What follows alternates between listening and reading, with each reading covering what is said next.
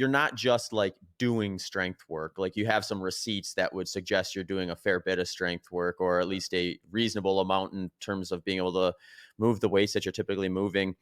What does that kind of look like on a is it something where you're focusing on all these things kind of simultaneously, or are you going in phases of like, okay, right now I'm kind of in an ultra marathon phase. I'm going to really focus on that, and then I'm going to get into jujitsu after for a period of time, and then strength work. Or is yeah, how does that end up kind of playing out in your normal life? So we would those two approaches what we would call the block approach, which is kind of focusing on one thing and on to the next, and then the other would be like a holistic approach, which would be integrating all these different things.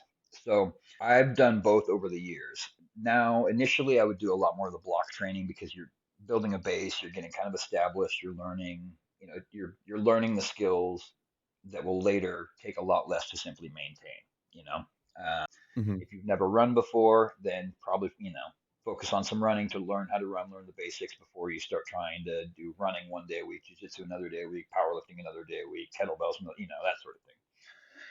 Having said that, I've done a considerable amount of all these different things. So now my training tends to be more holistic in terms of I do a little bit every week. My running schedule right now is generally one run a week, my one long run. And then I like to microdose running just whenever I can with my schedule. Like I literally keep a pair of ultras by the door with, a tank top and a pair, a water bladder and a pair of shorts. So I can just grab them and go if I have like, oh, hey, there's, suddenly 90 minutes open up. Let's just go. But for the most part, my Hmm. structured running is generally one long run a week.